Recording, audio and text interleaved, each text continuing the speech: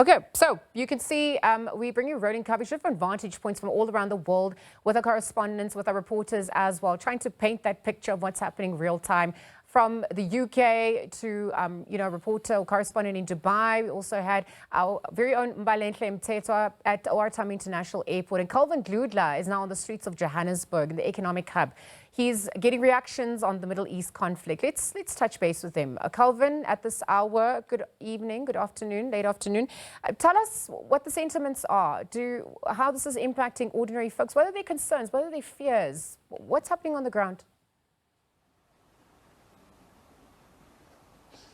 Good afternoon to you and to our SABC viewers at home. Actually, we have moved from the economic hub now to the capital city of South Africa, which is Pretoria. The reason why we had to move is because most of those who are in Muslim community, they didn't want to engage with SABC about this issue, saying that this is the political issue that they would not want to interfere and they're saying that this might have a negative impact in their daily life. So they didn't want us to engage more. Others did tell us that it's Ramadan, they are fasting, they don't want to engage themselves or comment on political issues. So we were advised by some leaders within the Muslim community to move to the capital city so that we can be able to get a clarity or a reaction from other senior members of this Muslim community. So that is why we ended up in the capital city of South Africa. Remember, earlier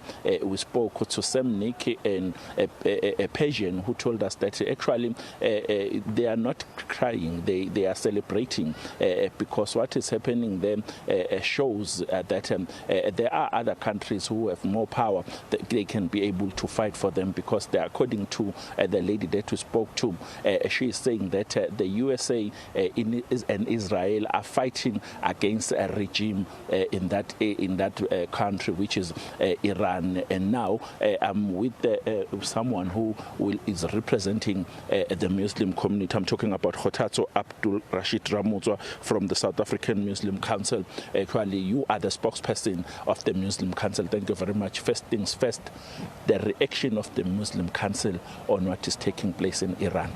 As the representative body of the South African Muslim Council, we reaffirm our principle, law, and adherence to international law. We view the grave concern of the escalating tensions which are happening in Iran. With great concern, escalating tensions and any form of military aggression directed at sovereign nations, including the Islamic Republic of Iran. We hold that dispute between states must be resolved through diplomatic engagement, constructive dialogue, and lawful multilateral processes. The use of force outside international recognition, global stability, and threatens the safety and security of civilian population. The South African Muslim community, diverse in background and thought, however, we remain united on the fundamental principle that the sanity of human life and the rejection of unlawful aggression and the pursuit of peaceful resolution to conflict. We further reject any attempts to inflame the sectarian divisions within the global Muslim Ummah. And we call for unity grounded in justice, mutual respect. We express our deep concern for innocent civilians who bear the brunt of escalating hostilities, and the retreat call for immediate de-escalation of the international community must act responsibly to prevent further deterioration of the situation and to safeguard regional and global peace. The South African Muslim Council remains committed to advocating for justice, accountability, and peaceful coexistence among nations. The South African Muslim community view tends to be that military aggression harming civilians are unacceptable, that disputes should be resolved peacefully through international law and diplomacy, and that Muslims should stand for justice and human dignity without allowing sectarian divisions to dominate the discourse. So now I hear when you are reading that statement, you are talking about consultations. You are saying that you would have preferred that maybe proper consultations to take place or would have taken place before this. Now, tell me, were there not consultations before about this? There were excellent diplomatic engagements on this particular issue. But remember, there's an issue when issues are not structured between engagements. There will be issues of trust and mistrust. Remember now, when the engagements have been happening for a very long time, and then there's this thing of the nuclear thingy that was part of the engagement. But because there was no mediation between the two countries, what transpired is that there was an issue of mistrust that happened on that particular end. Now, you are telling us that what is happening there, you are condemning. Yes, as the South African Muslim Council, we believe that continuous diplomatic engagements must happen. Opening an ongoing communication channel between all parties would have reduced misunderstanding and mistrust. Creating opportunities to resolve dispute peacefully, respect for international arrangements, strengthening and adhering to previous established frameworks, including nuclear agreements and verification mechanism, could have prevented the breakdown of this trust that haven't preceded conflict. Restraint and avoidance of provocation, military actions, threats, or unilateral intervention, tensions, and place civilians' lives at risk. Restraint and de-escalation are essential to preventing further violence. Regional and natural mediation was needed. Also, confidence-building measures were needed. Transparency, verification, and increment agreement. Foster trust between parties and provide sustainable paths towards peaceful resolution. An Iranian, a patient that we spoke to earlier, is saying that actually, as people of Iran, they are celebrating what is happening because they are against the regime. They are saying that the USA is not fighting with the locals in that area or government of Iran. Is fighting against the regime. What would you say?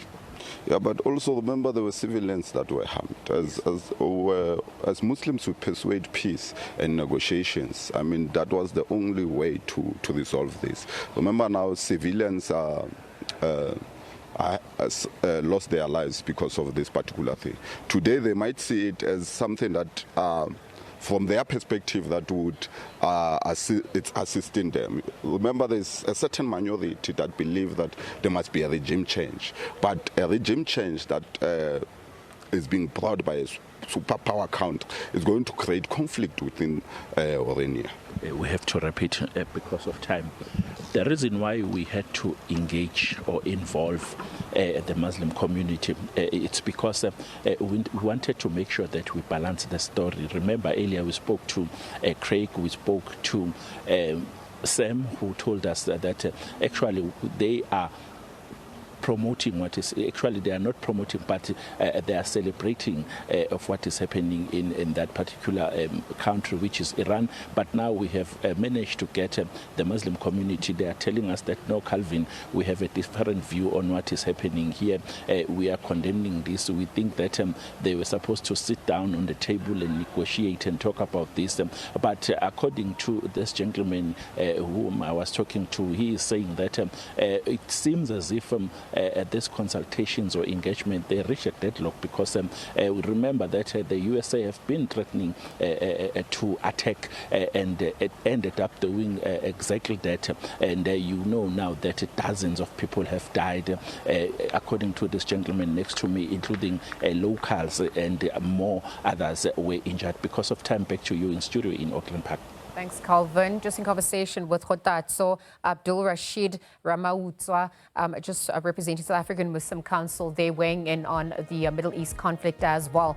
Just taking a look at that breaking news that I alluded to, and just before we cross to Calvin, let's reiterate some of the information at our disposal. We're getting reports at this point that former Iranian President Mahmoud Ahmadinejad, he was reportedly also killed in the airstrikes on Tehran during the ongoing US-Israeli military offensive. It's according to the Egypt Independent at this point. So as more information, is made available, we'll bring it to you. Multiple international media sources at this point says that he was killed with several others, including his bodyguards, during what was described as a high-impact attack on parts of Iran's capital. Obviously, a controversial figure played a role back in 2005 to 2013.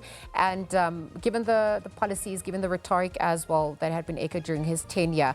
And so these developments are still coming in at this point. Let's keep you abreast and updated as we continue to verify that information.